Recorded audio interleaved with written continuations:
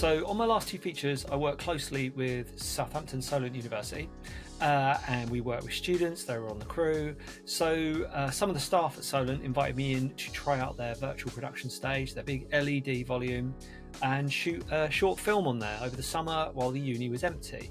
So I sat down, I wrote a script. I wanted to kind of find out the limitations, find out how far I could push the screen. It'd be the first time I've shot anything like that, so it was going to be a bit of a test for me. And I was also curious as to the question, can you shoot a micro-budget feature film on one of these VP screens? So when we were putting the project together, myself and my producer wife Laura cast the film, and we decided to use people we'd worked with before, because it doesn't just make it easier finding people, but it also means you know you're going to work with people you're going to get on with. And we also had an idea that these actors could work really well in these parts. So I got two of the cast members from the Apocalypse Box, Corrinne Wicks, she was also in You Might Get Lost, Jack Marriner-Brown, who was also in the Apocalypse Box, and decided to shoot the short film Therapy on the screen. And what I've recorded is a bit of a video diary, lots of shots of me filming on it, and I'm going to pop in throughout and sort of tell you what I think about using the screen, some advice if you're thinking about shooting on one yourself, and whether I do actually think it's suitable for a feature or not. So first off, what we did is we built an actual set, our main office set for our psychiatrist June. So you can see here, we built the set. We've done a lot of work on this one, and it's the first time I've done this production design wise with color theory. So we had a green set, put her in a purple dress, and we had some accent colors throughout. Then what we did is in the back, we've dropped in a skyscraper background. Now, this is where the first issue arose. Now, the great thing about the VP screen is if you're working at a certain budget level, you can go onto a website, fab.com, and you can download backgrounds for that virtual production screen that other people have created. And the prices are very reasonable. And like I say, if you're at a certain budget level, the prices are very low. So you're talking $20, $50, still not prohibitively expensive. So for example, I think the skyscraper background was about £70, so I guess that's about $90.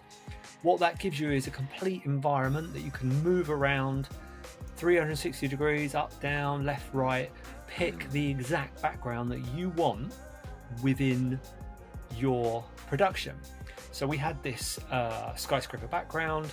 Now, the first lesson I learned about virtual production is you do need time to prep the screen, and this is more for the technicians who are upstairs. I mean, I had a chat with Chris, so I'll introduce you to him later on, Chris Walford, who was up working the screen. But really, you need to give those guys the time to experiment with that background, understand its limitations. Sorry, it's not a background. See, there's me thinking of it as a background. It's not a background, that environment. Understand its limitations and any issues that might arise, so you're not trying to fix those while you're shooting, which is kind of what happened to us. Unfortunately, we lost a day of prep. We spent a day building the set, and then when it came to the actual day of shooting, we had some minor issues with the screen that cost us about 3 hours. And as you know, on any micro budget feature or that are short, like the one I was making, those 3 hours cost a lot of time that you could have spent shooting the film. So that was the first thing, 3 hour delay. Fortunately, we didn't experience any more delays like that through the rest of the production, but I think that's an early lesson, is you really do need to prepare. You really do need to give the technical guys time to figure out the math, figure out where you want to be on the screen, and kind of iron out any teething problems. So the control panel for the virtual production is upstairs. So I'll take you upstairs, and Chris is actually working at the moment, and I'll get him to explain how it all works. What are you at? Call me through what you're actually doing up here. Right, so let's go from left to right. This is the unreal world that we're dealing with, that we set our project in. This is our display, this curve in the virtual world. The little red camera is our camera in the real world. So as the camera moves, that moves and it changes your view on the screen. And then on the right hand screen is all the technical controls for all the information coming in. I can check for any issues, any problems that arise, change settings. which there are numerous ones. Yeah. Essentially, yeah, data comes up from the camera, goes into Unreal, and then Unreal sends the vision onto the screen. Lovely. General gist. So cool. You look like you know what you're doing. You're just pressing a load of buttons. I'm trying to find its IP address. So I was fortunate enough to have a really experienced DOP, Jeff Chapman, working on the film, and one of the major things Jeff was championing, which is also super important on any virtual production, is really not relying on that environment to be your entire set. So you need to build things in front of it, you need to build things in between your actor and the camera to add perspective and really sell those environments. A lot of the time we see, oh, we're going to do a scene on a beach, we'll stick someone in front of the screen and it will look like that we're on a beach, but it won't. So a lot of the time we spent setting up stuff was, like I said, that initial day setting up a whole set. And then other times we shot in a forest location. So Jeff added in smoke, mist, he added in tree branches. We used all sorts of camera tricks to try and sell our lead actress in that location. Then when it came to the dungeon, we added in some cave walls. We also added in some flickering, as if from the torchlight, and we added in some water, which gave us off a reflection and again sold that location. Great thing about the screen, the obvious great thing about the screen, is you can literally go anywhere. You can find any environment, so you can write whatever you like.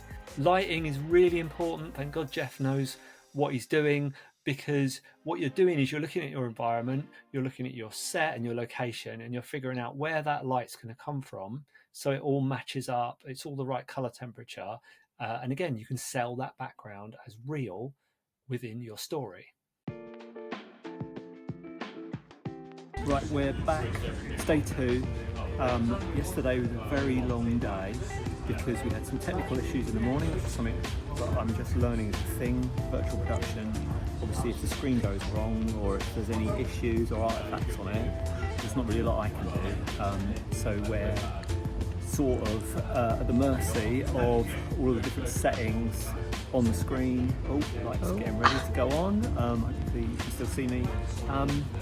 But we got lots done, and today is just a day about pickups, and then tomorrow will be more exciting stuff. It'll be us changing the background on the screen. Camera's rolling. So I'll give you an action. So you're just sitting down, settling in. Do you do?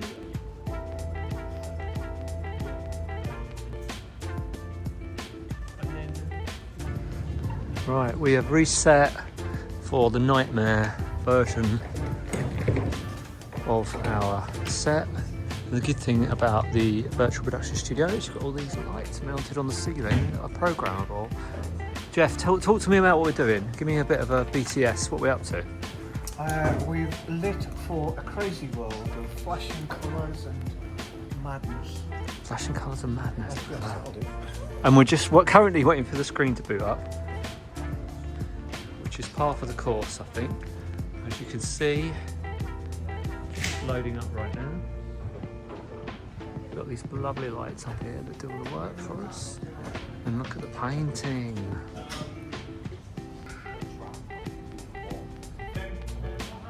So then you come out. So she's going to be holding on. So Spencer, hold on to the desk and shut your eyes.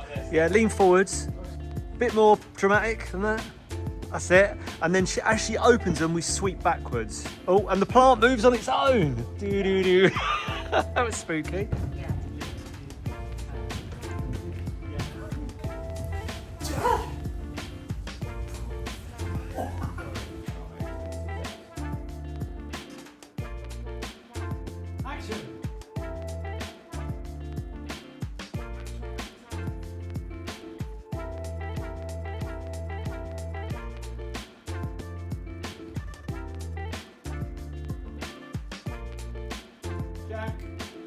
Open your eyes! Action. Open your eyes! Okay, action on the marks. And action.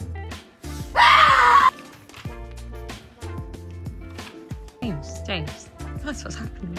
Oh, so you rolling? Yeah, tell me what's happening. Right, we are breaking down the set, which is always a scary part of the process because you have to make sure in your wonderful storyboards that you've shot everything, because if we break this down and I discover tonight that we've missed something, everyone's going to be really pleased with me. So you have to put it all up again. No, so we're breaking it down. We're going to cut half of it off and hopefully we are going to do some clever trick where we're on the set and then we move into the code world, which you can see projected in the background. We're also having some technical issues getting the code into the other half of the big screen. So watch this space. So the set has gone and now we're about to do a bit funky transition through to code. And I guess this is a good example of what the screen can do. It can, as well as being a virtual environment, you can play stuff on it. I'd love to watch a film on it. Just saying what's happening. Yeah?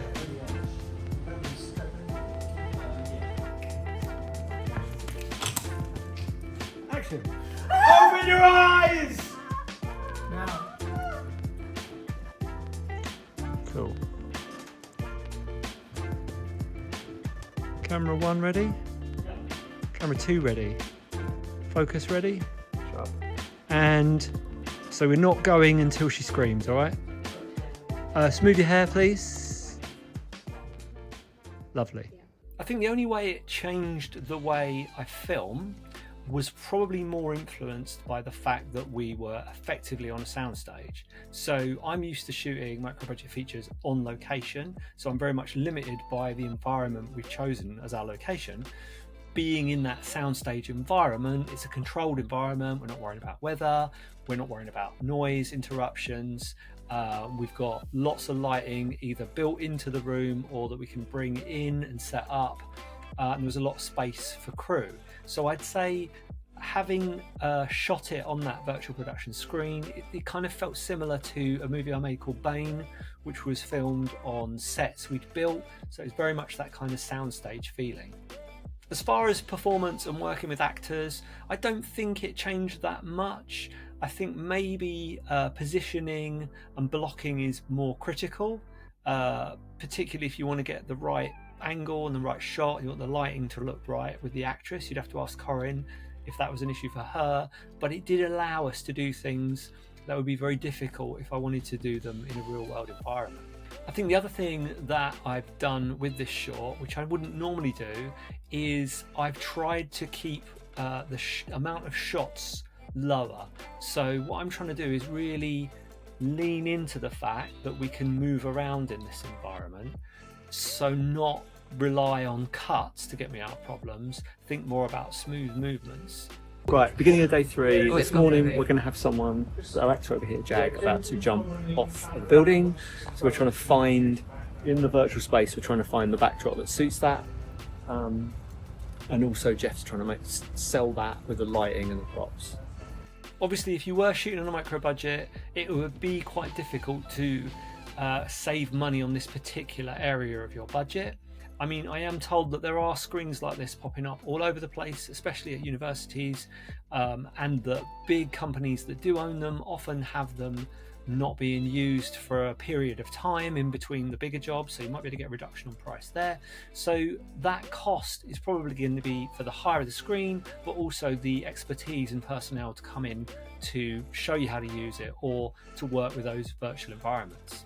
I want to do? I don't know, I'm just thinking that shot kind of turned into that shot, didn't it? Do you know what I mean? So it's like, do I need this shot? I've already got that shot. Yeah. The other place this might save you money, and this is something I'm about to go into the edit for this, so I'm interested to see what impact this has, is that I'm not adding any effects. I'm not using any green screen because my actors can be in those locations. We're trying to do as much in camera as possible, so it's very minor visual effects that are going to go onto the film in the end. If you're going to do it, do a test first. Maybe you can get in for a day for cheap or even free to do a test on one of these screens and find out if it's going to work for you and your production. If you are going to shoot something on it, make sure you've chosen a good solid background. Make sure the person who's building these backgrounds has got a good review on the websites when you're downloading them, or use one of the official Unreal Engine ones. Prepare intensely on your storyboards. I always do storyboards, but really think about getting the most out of that screen when you're doing your storyboards, and also have a prep, at least one prep day. If it was a feature, you'd ideally want more, but have a prep day with the screen, just the screen, to make sure there's no issues with it rendering, issues with your environment that you bought. And also ask yourself if the production and the story you're trying to tell really necessitates using that screen. If you're just trying to save yourself some ball ache, we'll go to a screen so we don't have to go to X location. Well, is that a real good use of the screen, and could you get more out of being in a real environment? What are the actual advantages to the story that you can utilize by using virtual production? So my plan for the short film therapy is I'm going to probably spend 6 to 9 months doing a bit of a festival run with it. So I'll let you know how that goes. I'll try and apply my own festival strategy and strategies of people I've spoken to the short film, to try and get it into as many festivals as possible. So watch this space. I'll let you know if I have any screenings coming up. Once I've done that, I'll put it on my YouTube channel and you can take a look at it. And maybe I'll do a voiceover and talk you through how we shot each individual scene. Cut. And that's a wrap on therapy. Woo! Well done, everyone. And that was Corrinne's last shot as well. Woo! Thank you. Thanks, everybody. You were awesome. Thank you. Okay, that's a wrap on therapy, the short film, and my experience using virtual production. I think overall I've been super impressed with the screen. I've been really happy with the results. Jeff's pulled an absolute blinder with a lot of the setups, and using those props and those set pieces to sell what's on the screen. Apart from the issues on day one, it's been smooth since then.